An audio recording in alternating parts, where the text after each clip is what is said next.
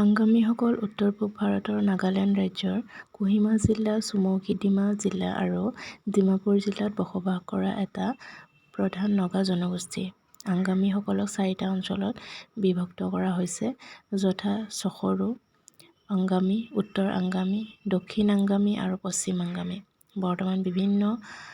বৰ্তমান বিচ্ছিন্ন হৈ পৰা চাখেছাংসকলক পূৰ্বতে পূব আংগামী বুলি জনা গৈছিল। আংগামীসকলৰ ভূখণ্ড বেছিভাগেই নাগালেণ্ডৰ বৰ্তমানৰ কোহিমা, চুমৌকি-ডিমা আৰু ডিমাপুৰ জিলাত অৱস্থিত, আৰু ইয়াৰ ভূখণ্ডৰ এটা অংশ নাগালেণ্ডৰ নিউলেণ্ড জিলা আৰু মণিপুৰৰ সেনাপতি জিলাতো অৱস্থিত। পৰম্পৰাগতভাৱে আংগামী নগাসকল মূলতঃ খেতি আৰু পশুপালনৰ ওপৰত নিৰ্ভৰশীল পাহাৰীয়া মানুহ। আংগামীসকল টেৰেছত ভিজা ধান খেতিৰ বাবে জনাজাত। এই শ্ৰম নিবিড় খেতিৰ বাবেই ইয়াৰ ভিতৰত মাটি হৈছে সম্পত্তিৰ আটাইতকৈ গুৰুত্বপূৰ্ণ ৰূপ। পাহাৰৰ ঢালত নিৰ্মিত টেৰেছত তিতা ধানৰ খেতি কৰা 17 জনৰ ভিতৰত একমাত্ৰ 2টা নগাৰ গোটৰ ভিতৰত তেওঁলোক অন্যতম। ইয়াৰ ফলত বছৰৰ পিছত বছৰ ধৰি একেটা প্লটত খেতি কৰিব পৰা যায়। ইহঁত অতি কম পৰিমাণে স্লেজ এণ্ড বাৰ্ণ খেতিৰ ওপৰত নিৰ্ভৰশীল। নাগালেণ্ডৰ কোহিমা জিলাত 2011 চনত প্ৰায় 1,53,000 প্ৰথম ভাষা অৰ্থাৎ ফাৰ্ষ্ট লেংগুৱেজ আংগামী ভাষী আছে বুলি অনুমান কৰা হৈছে। ইউনেস্কোৰ ভাষা সজীৱতা আৰু বিপদৰ কাঠামোৰ অধীনত আংগামী দুৰ্বল স্তৰত আছে, অৰ্থাৎ ইয়াক এতিয়াও বেছিভাগ শিশুৱে কয় কিন্তু কিছুমান ডমেইনত সীমাবদ্ধ থাকিব পাৰে। পাঠৰ আন এটা উৎস বহুলাংখে জনগোষ্ঠীয় লোককথাৰ পৰা, যেনে চেখুচেৰ আংগামী নগা লোককথা 1970 আৰু বিশেষকৈ তেনিদিত লিখা গীতৰ কথাৰ পৰা। আংগামী গীৰ্জা সম্প্ৰদায়ে লিখা খ্ৰীষ্টান গীতৰ বাহিৰেও, যেনে বেপ্টিষ্ট ৰিভাইভেল চাৰ্চৰ চিচুলি গীতৰ পুথি। নাগালেণ্ডত উত্থানশীল ৰক সংগীত সংস্কৃতি আলোড়িত কৰিবলৈ আৰম্ভ কৰে কাৰণ সংগীতৰ অনুষ্ঠান আৰু হৰ্ণবিল, নেচনেল ৰক কণ্টেষ্ট আৰু ৰেটল এণ্ড হাম মিউজিক ছ'চাইটি আৰু কালচাৰেল ভাইব্ৰেণ্টছৰ দৰে আংগামী পপ ৰক বেণ্ডে আংগামী সংগীতক ধুমুহাৰ দৰে লৈ যায়। তেখেতসকলে পৰম্পৰাগত আংগামী লোকসংগীত জনপ্ৰিয় কৰি তুলিছিল যিটো আগতে মৌখিকভাৱে প্ৰচাৰিত হৈছিল। এই গীতৰ কথাবোৰ অদূৰ ভৱিষ্যতে লিখা হ'ব বুলি অনুমান কৰিব পৰা যায়। অনুসৰণ কৰা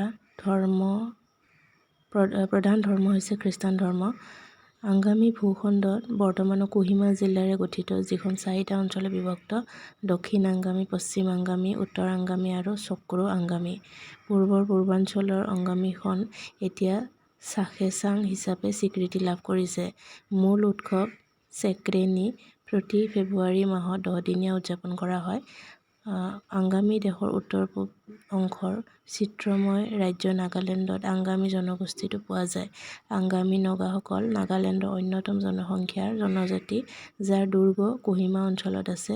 তেওঁলোকৰ বিশৃংখল আৰু গৰ্জিয়াছ কাঠ শিল্প আৰু শিল্পকৰ্ম এটা ডাঙৰ আকৰ্ষণ।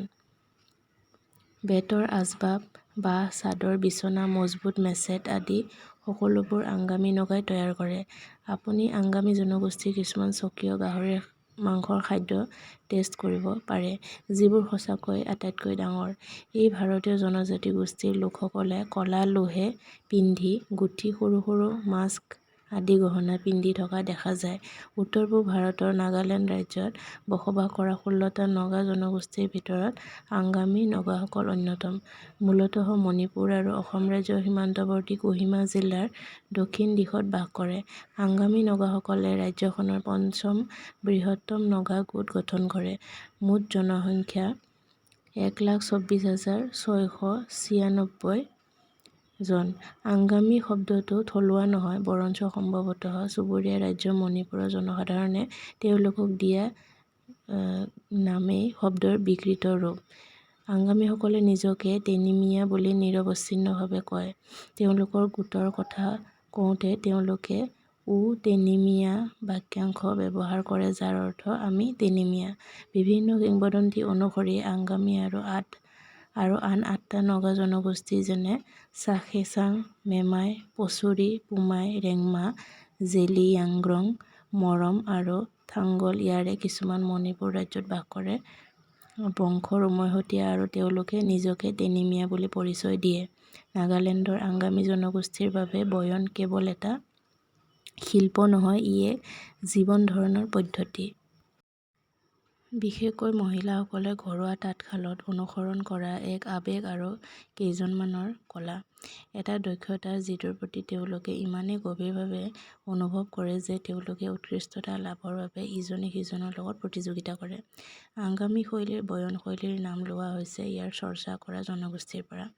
জনগোষ্ঠীৰ মহিলাসকলে যিমানে সুশিক্ষিত নহওক কিয় এই দক্ষতাৰ জ্ঞান থাকিব লাগিব কাৰণ ই প্ৰতিপত্তিৰ পৰম্পৰা আৰু মাতৃৰ পৰা কন্যালৈ বিয়পি পৰে। আংগামী কেইবাটাও ষ্টাইলত আহে যদিও মহিলাসকলে পিন্ধা আটাইতকৈ জনপ্ৰিয় হ'ল লৰু, মহৌচু, ৰঙা আৰু ক'লা বেণ্ডযুক্ত বগা বেজ আৰু ৰঙা আৰু হালধীয়া বেণ্ডযুক্ত ক'লা বেজ লোহে। ইউনিচেক্স ষ্টাইল এটা হ'ল ৰাতাপফে নামৰ ক'লা চাদৰ। আপুনি দেখিব পাৰিব যে মানুহে কিল্টক শোভা বঢ়াইছে, যিটো সাধাৰণ ক'লা কাপোৰ য'ত 3ৰ পৰা 4 শাৰীত তৈয়াৰী এমব্ৰইডাৰী থাকে আৰু পুৰোহিতৰ বাবে ই বিশেষভাৱে নিৰ্মিত।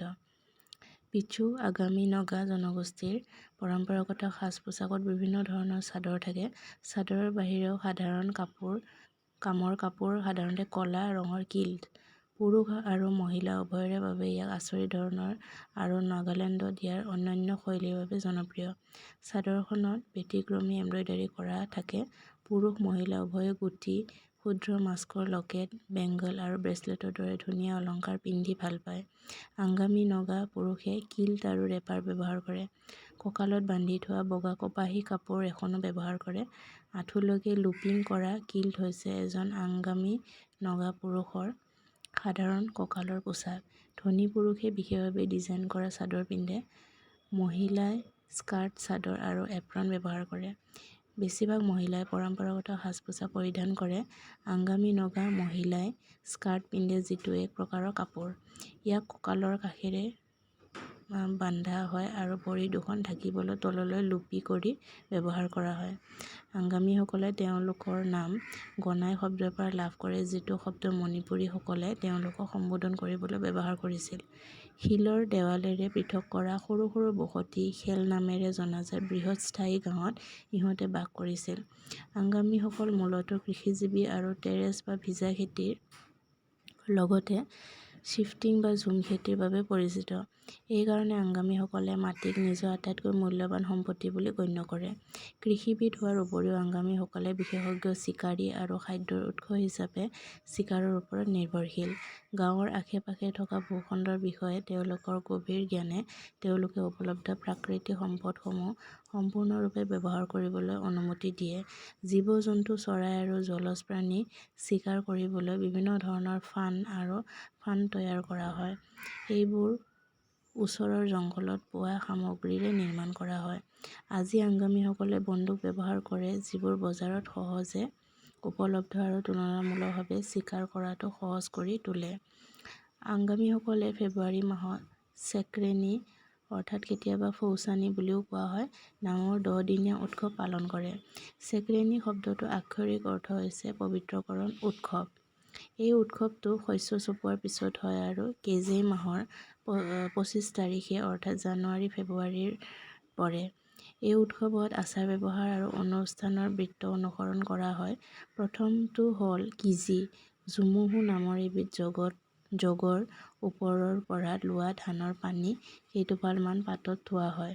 ঘৰৰ ভদ্ৰ মহিলাগৰাকীয়ে এইবোৰ ঘৰৰ মূল 3টা পোষ্টত স্থাপন কৰে।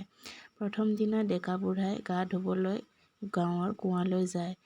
ৰাতি দুজন যুৱকে কুঁৱাটো চাফা কৰে। গাঁৱৰ যুৱক-যুৱতী কিছুমানে কুঁৱাটোৰ পহৰা দিয়ে কিয়নো চাফা কৰাৰ পিছত কাকো পানী আনিবলৈ দিয়া নহয়।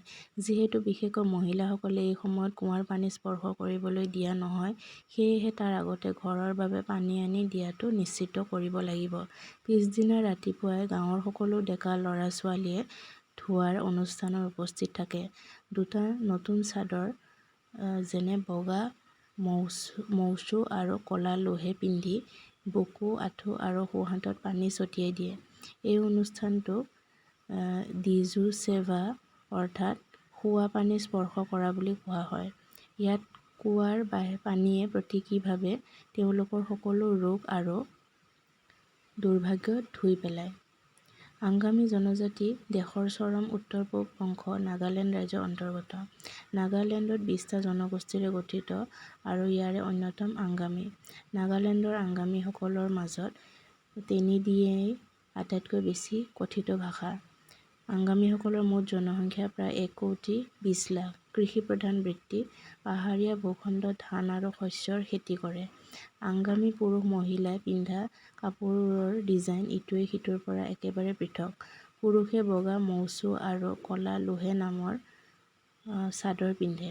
মহিলাসকলে মেখেলা পিন্ধে, অনন্য ডিজাইন আৰু পেটাৰ্ণৰ স্কাৰ্ট আৰু চাদৰৰ চাৰিওফালে ৰেপ।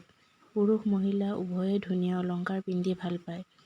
এই সকলোবোৰৰ ভিতৰত গুটি, ক্ষুদ্ৰ মাস্কৰ লকেট, বেংগল আৰু ব্ৰেচলেট বেছিকৈ দেখা যায়। কাঠৰ শিল্প আৰু শিল্পকৰ্মৰ বাবে আংগামীসকল যথেষ্ট জনপ্ৰিয়। সমগ্ৰ ভাৰতৰ মানুহে তেওঁলোকক বাঁহৰ কাম, বেতৰ আচবাব, বিচনা চাদৰ আৰু শক্তিশালী মেচেটৰ উৎপাদক হিচাপে চিনি পায়। আংগামীসকলে ঢোল আৰু বাঁহীৰ সহায়ত মহান সংগীত বজায় যিটো এটা প্ৰজন্মৰ পৰা আনটো প্ৰজন্মলৈ বিয়পি পৰে। তেওঁলোকৰ ৰীতি-নীতি আৰু উৎসৱত সৰল আৰু ছন্দময় সংগীতে গুৰুত্বপূৰ্ণ ভূমিকা পালন কৰে। পৰম্পৰাগত নৃত্যই হৈছে আংগামী গেনাসমূহৰ মূল উপাদান। আংগামী মহিলাসকলেও নিজৰ ঘৰত মৃৎশিল্পৰ অভ্যাস কৰে।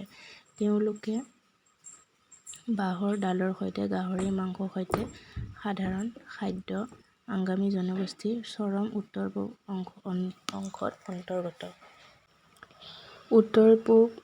অংশৰ অন্তৰ্গত মণিপুৰৰ এটা সৰু অনুসূচিত জনগোষ্ঠী হ'ল আংগামী। কাঠৰ শিল্প আৰু শিল্পকৰ্মৰ বাবে আংগামীসকল যথেষ্ট জনপ্ৰিয়। যদিও সঁচাকৈ এই সমাজখনৰ প্ৰকৃত উৎপত্তি চিনাক্ত কৰাৰ কোনো প্ৰমাণ নাই, তথাপিও ইয়াত বিশ্বাস আৰু তত্ত্ব আছে। উত্তৰ-পূব ভাৰতত বসতি স্থাপন কৰা প্ৰথম জনজাতীয় সমাজ হৈছে আংগামী জনগোষ্ঠী। এটা কিংবদন্তি অনুসৰি মাইকেল ষ্টোন আছিল সেই ঠাই বুলি বিশ্বাস কৰা হয় য'ত পৃথিৱীৰ পৰা আংগামীসকলৰ পূৰ্বপুৰুষৰ উত্থান ঘটিছিল। বহুতো উৎসৱও সমাজে নিজৰ সংস্কৃতি আৰু পৰম্পৰা অনুসৰি পালন কৰে। আংগামী জনগোষ্ঠীৰ মাতৃভাষা হৈছে আংগামী ভাষা, যাক বহুতে গ্নাই, ঙামী, আংগামী, টচঘামী, চুগুমী, মনৰ চাংলু, টেণ্ডিডি আদি বিভিন্ন নামেৰে চিনাক্ত কৰে। সমৃদ্ধ সাহিত্যিক ৰচনাও প্ৰস্তুত কৰা হৈছে। যথেষ্ট মুষ্টিমেয় উপভাষা যথা কোহিমা, দজুনা, কেহেনা, সোনোমা, চাক্ৰমা, মিমা, নালী, মুজুমে, টেংগিমা, টেনিডি উৎপাদন কৰা হৈছে। টেনিডি হৈছে আটাইতকৈ মানক উপভাষা আৰু প্ৰতিটো আংগামী জনগোষ্ঠীয়ে ইয়াক যথেষ্ট ভালদৰে ডিচিফাৰ কৰিব পাৰে। আংগামী জনজাতিসকলৰ জীৱনশৈলী সহজ। ভাৰতীয় জনজাতীয় সম্প্ৰদায়ৰ আন যিকোনো কৃষি সমাজৰ সাধাৰণ। আংগামী ঘৰৰ সজ্জাতো তেওঁলোকৰ শিল্পকলাৰ প্ৰতিফলন ঘটে। তেওঁলোকৰ উন্নত মৰ্যাদাক উজ্জ্বল কৰি তোলা সকলো সামগ্ৰীৰে তেওঁলোকৰ এটা গতানুগতিক ঘৰ শৈলী বজাই ৰাখে।